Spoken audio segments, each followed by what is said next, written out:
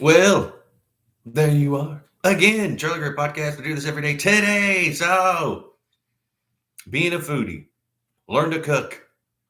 Before we do, please like, share, and subscribe. If you want to support the channel, the information in the description for Cash App. My handle is Charlie Greer Podcast. And for Zelle, it's my email. It's on in the description.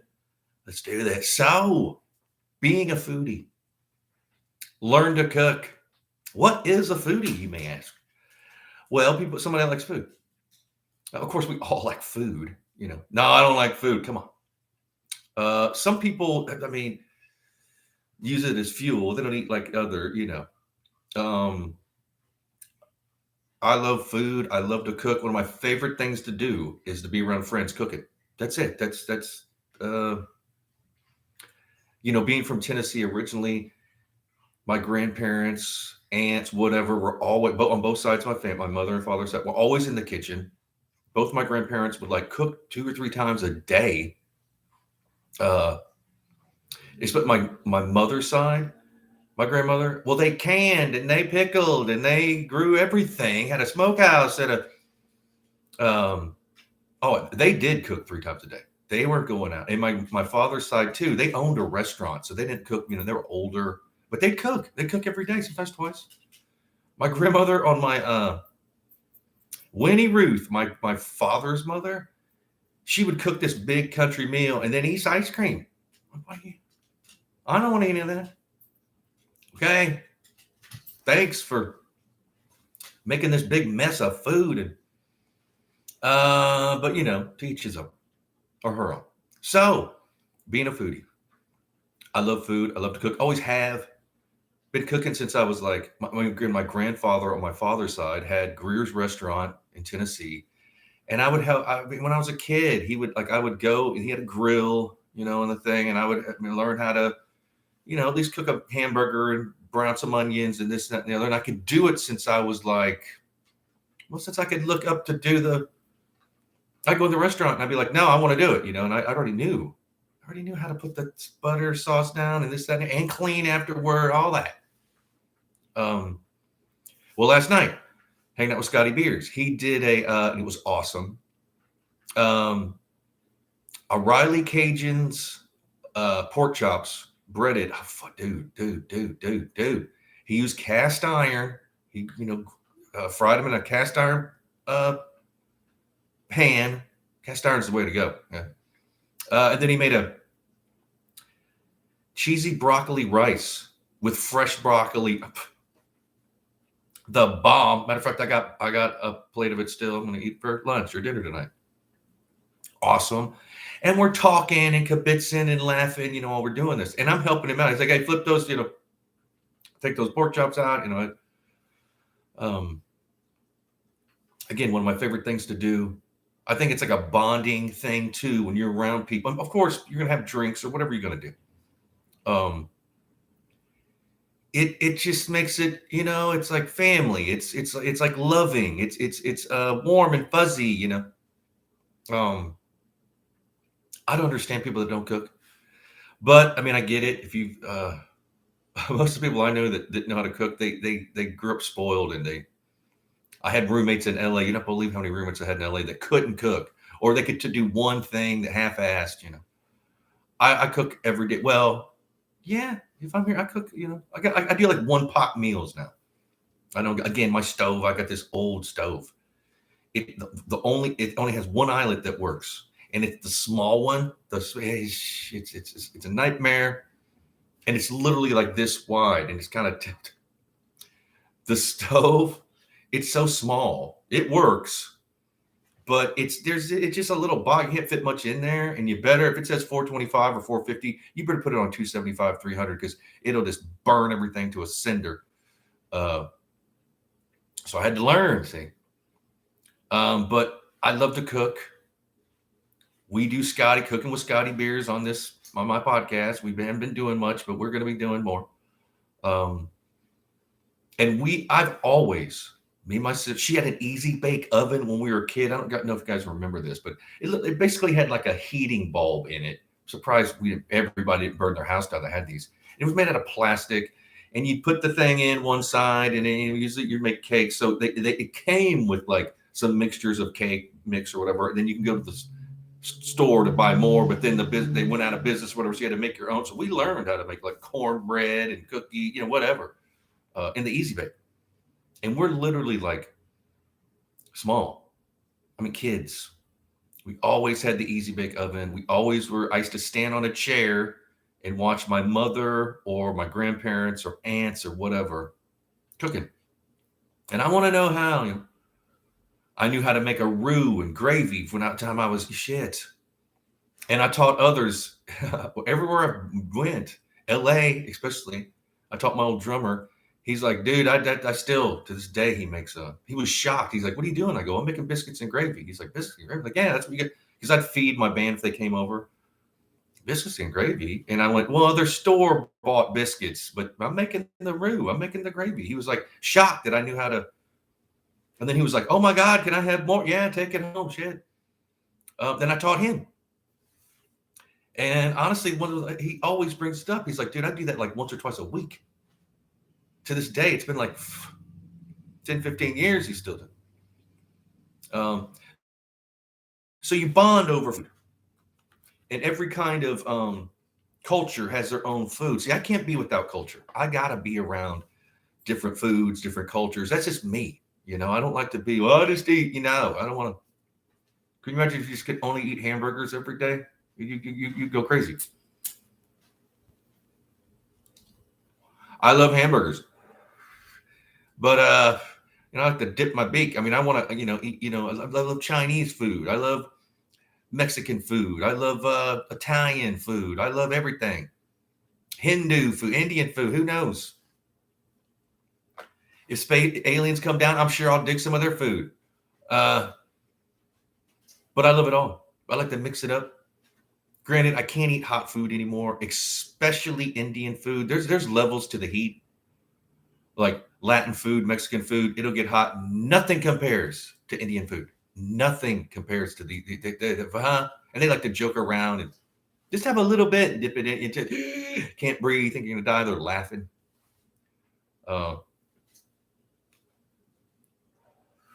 Everywhere I've lived, I find restaurants that I like.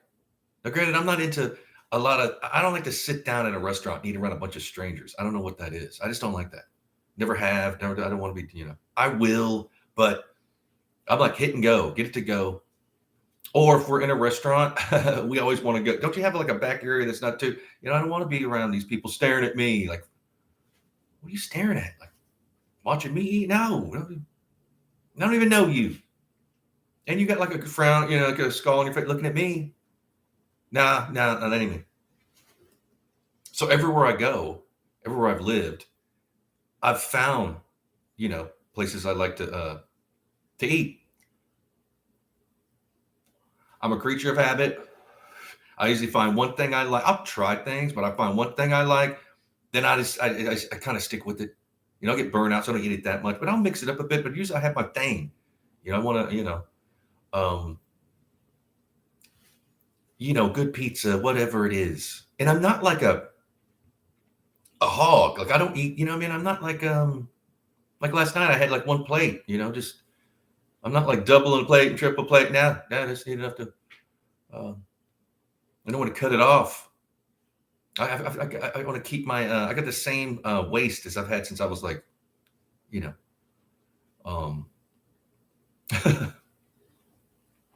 want to stay svelte, if you will.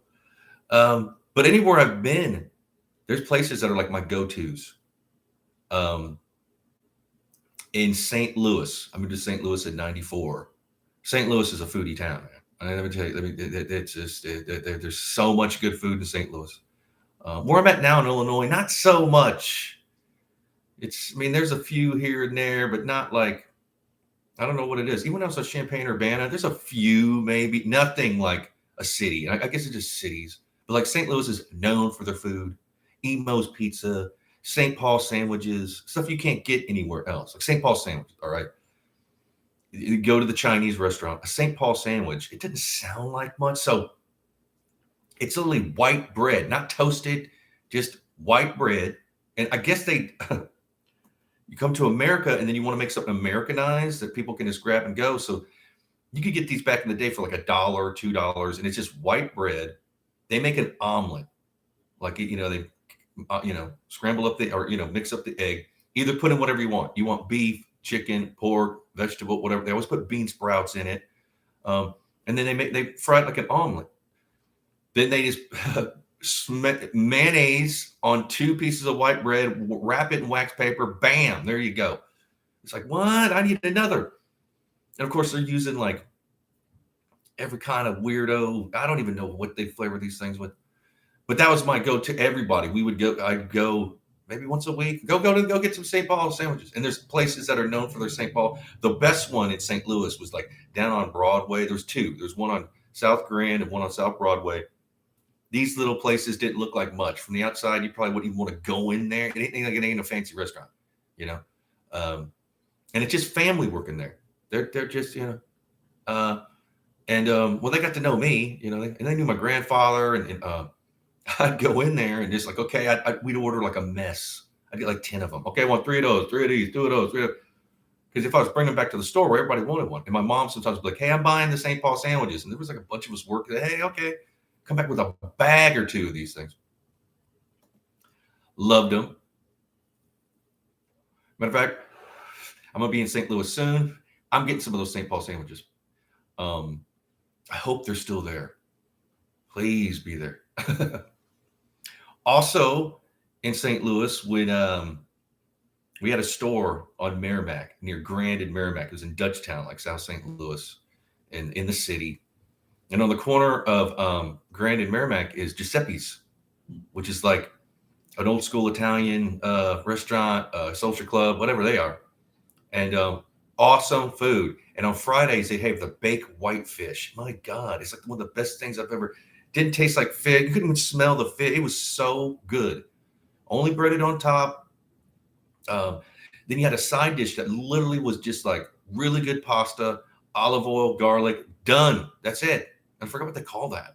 Just amazing. So every Friday for years, we would get the baked whitefish.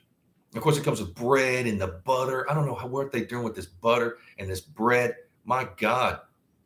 I'm gonna hit if they're still. Hey, I'm going there too when I'm in town. I'm gonna be there soon. And of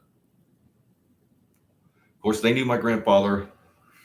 Our store was like 2 blocks down. And we ate there. They'd come into the store if they needed, we were familiar. Emo's Pizza. Emo Pizza is the bomb. And the Mekong, I'd go to the Mekong. They had porridge, chicken porridge. My God. And Mekong is like a Vietnamese restaurant. I hope they're still around. Then they had those French Vietnamese sandwiches. My goodness, with the chicken and shit. That was my thing. I'd get one of these chicken sandwiches and porridge. People are like, eating porridge. It just looks like porridge, white grits or whatever. It's awesome. And then there's so many. There was little bars that did like fish fries and whatever. The Tan Mai restaurant that was on Grand, near like Grand and the highway there. They had like a little. It was a restaurant, but they had like a little small like buffet, and they had a potato chicken. My goodness. Once or twice a week I'd go. And I know them. So these places. It was like I was like a pinball. I would just go what I like, Forget about fast food, and it wasn't that expensive. Forget about going to McDonald's or something. I didn't eat it. I mean, sometimes, but I knew all these places in LA. The first place that I got to know, like right off the bat, that first month, I lived off Sunset, Roast Chicken, and you could get falafels for like $1.50, the shawarma chicken sandwich wrap for $1.50. Oh my God. Like I lived off that. And I knew those dudes, got to know them. Matter of fact, him and I went gray. Right before I left LA, I was like, dude, I gotta hit up Rose again.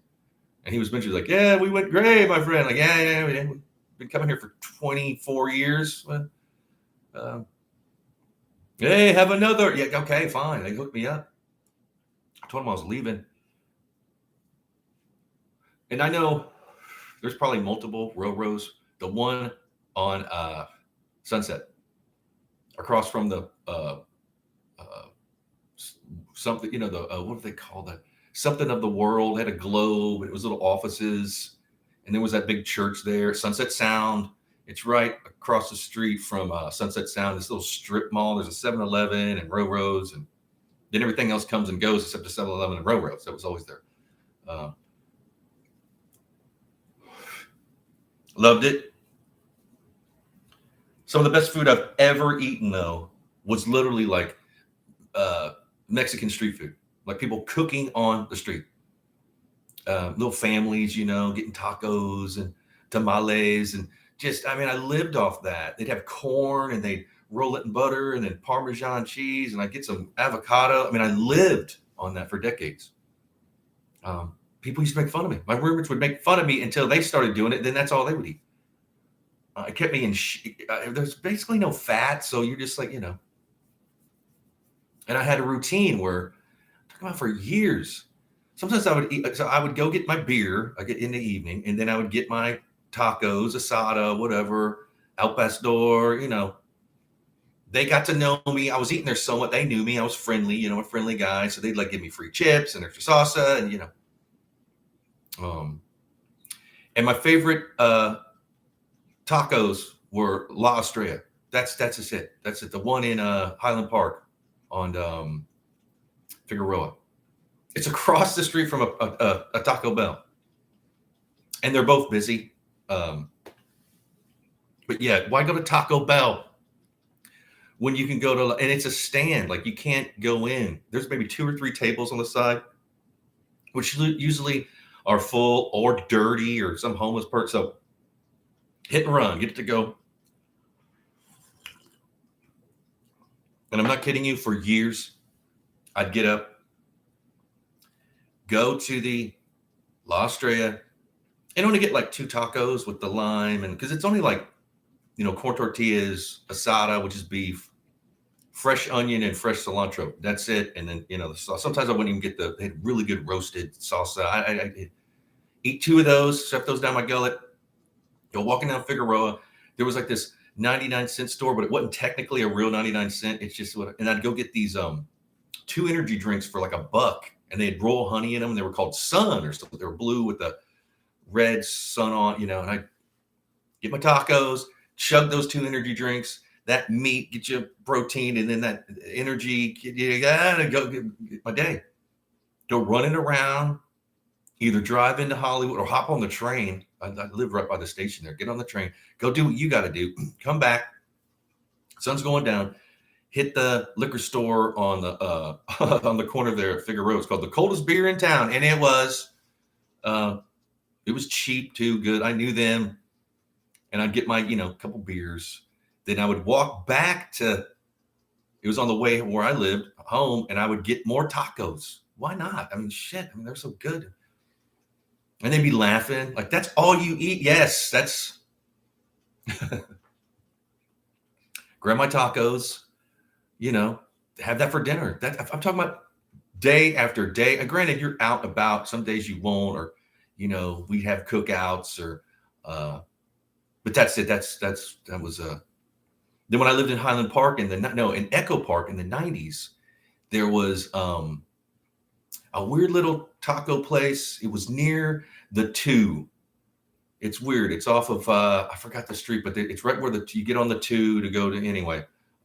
It was in a little strip thing, and on Tuesdays or Thursdays, one of those days, they had 50-cent tacos. So I'd go in there and get like 10 for like $5. Awesome. Scotty Beers, who's one of the my best friends, and he's a great cook. He stayed with me in like LA for like 6 months in like 99, 98, something like that.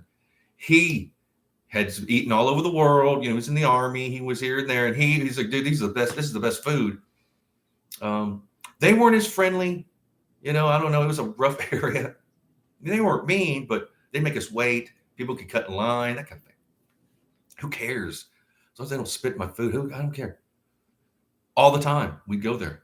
I think it was Tuesdays and Thursdays with the 50 talk. Well, we'd do it twice a week and just get a mess.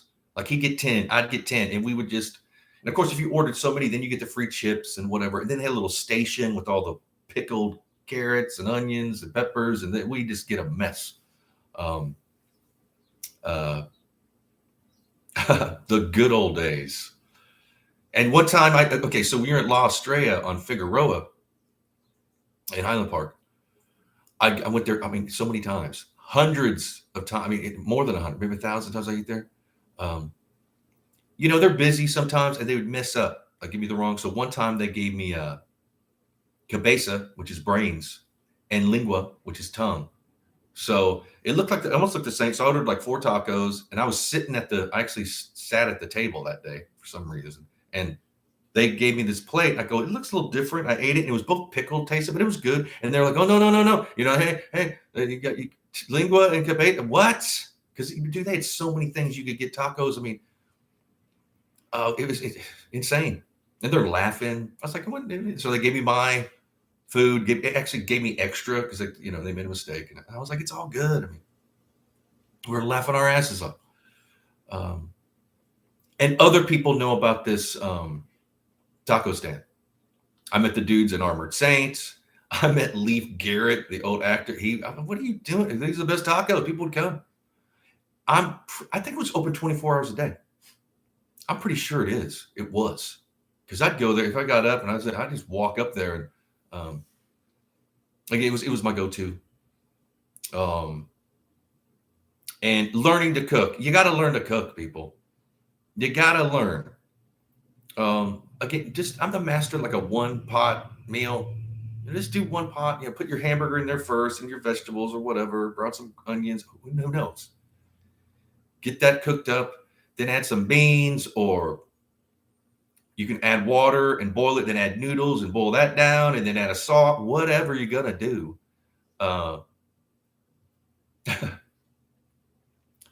Learn to cook. I had roommates that they thought they didn't know how to cook, and I couldn't believe it. They'd eat at the 7-Eleven, and the closest place they could walk and get food, like the 7-Eleven. And some of the 7-Elevens in LA are a little bigger, and they have like a food section. You can get pizzas, but it's all like sandwiches wrapped, and they sell this like 7-Eleven sushi. Who would eat that? Well, my roommate said, so I would cook, blow their mind. Like, I can't believe like I was a wizard or something. It's just cooking. And I'd try to, and they would bring stuff for me to cook. Like, hey, if I buy a big piece of salmon, I love salmon. Yeah, I know how to cook. Taught many roommates, like, okay, first it's skin down. You got to do it slow. Don't be too, and you got to see how it's kind of turning color. They're halfway. You got to do the flip, and don't flip it too much. You want to do it with butter, a little bit of oil so it doesn't burn. Salt it up. I told you, bouillon. See, I don't use a lot of salt and pepper. I use Knorr bouillon, the beef and the chicken. It's already got everything in it. So I'm just a bouillon. That's all and I wish I'd have known this when I was younger. Again, I love salt and pepper, but the bouillon is already, if something's not tasting right, just throw a little bit of, because sometimes you get the sprinkled Knorr, which is good, but I get these squares, a little box, get the squares are kind of moist, you know what I mean? Your fingers are all covered.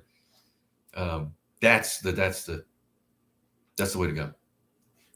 Do yourself a favor and get yourself some Knorr bouillon. Throw out the salt and pepper. This bouillon's got everything in it. The garlic, the this, the that, the pepper, the everything. Why waste your time? And a lot of times pepper is not even really pepper. Like some fast food places has like, those little pepper, paper pepper, salt, pepper. Those are the best pepper. You go to the store, you don't know what you're getting. It's all gray and powdery. Like, what is this? It tastes like anything. It's just gross. It comes out all quick. You put too much in, and learn to cook. Take a cooking course. I mean, YouTube. There's so much stuff on YouTube.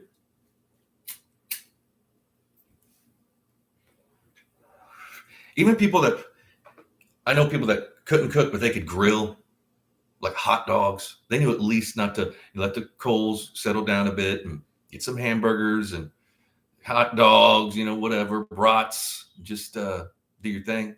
But when it came to like in the kitchen, like making like baking and stuff like that, but they don't know. They wouldn't know how to make mashed potatoes. They wouldn't know how to, real mashed potatoes. And when you're eating a potato and mashing it, check this out. The skin People are always like cutting it off and throwing it away. There's more nutrients in that skin than there is in the damn potato. Leave those rinds. You leave the skin on the potato. You'll get used to it. You don't taste that bad. I mean, flavor it in. Yeah, there's more. The potato skin is got the most good stuff. Don't cut that stuff off. Um, I love garlic. I love everything. Green pepper, onion, carrot. Onion. Um,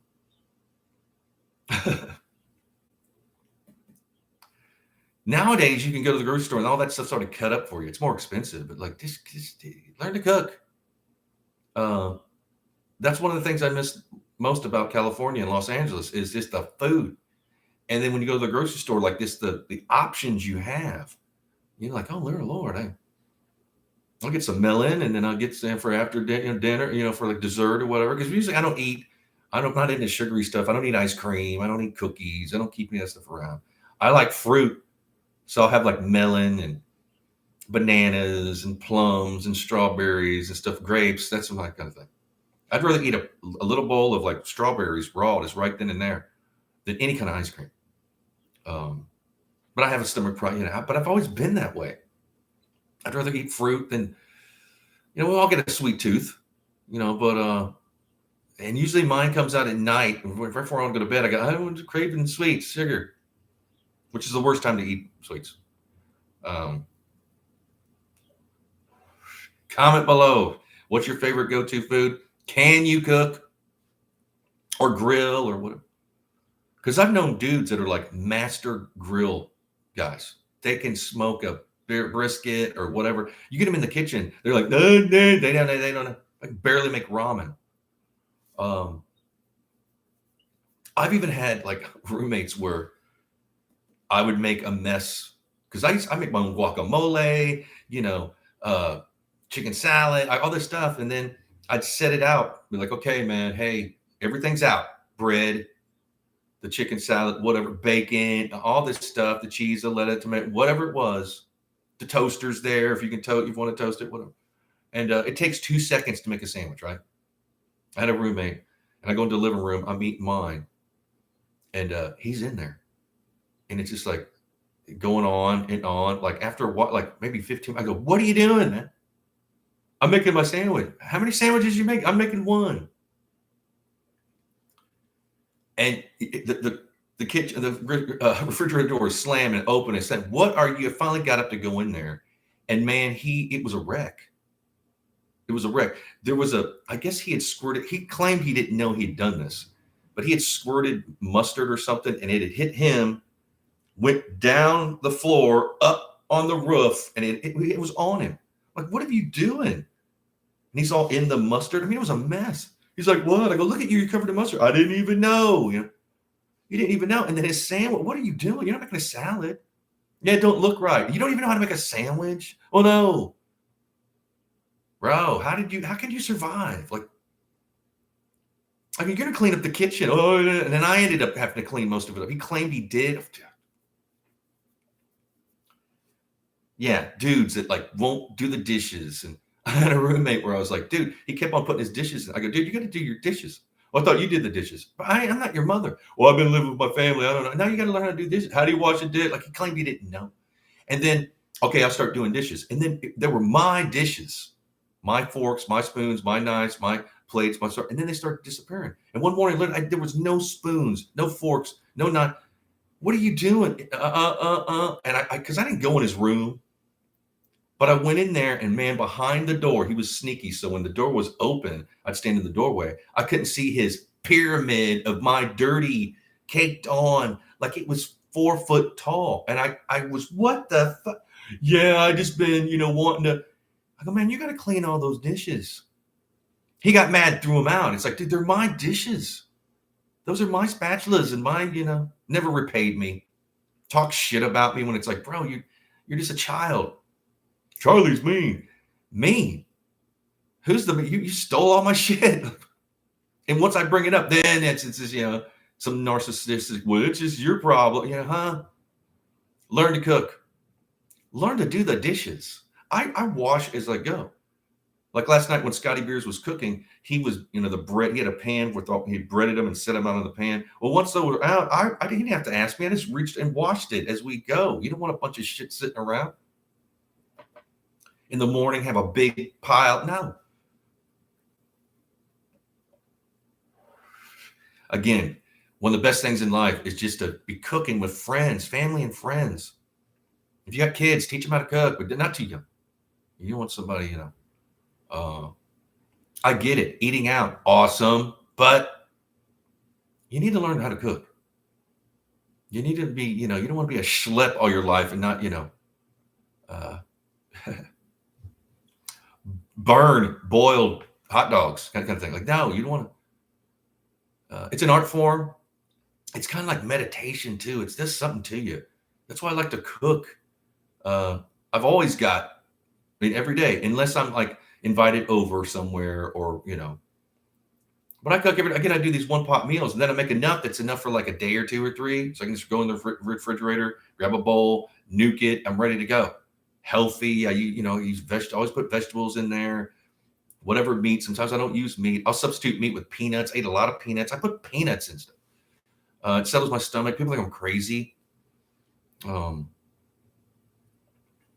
whatever, it's just not the other thing. It's what are your preference? But again, comment below. Are you a foodie? What's your to-go food? Can you cook? A lot of times people are like a master at one thing. Like eggplant parmesan, I'm the master. Okay, I get that. Fried rice, hey. Hot dogs. Okay. I like a good hot dog. Yeah, comment below. Again, please like, share, and subscribe. That's the best way to support the channel. Share it on your, whatever it is, Instagram, Twitter, Facebook.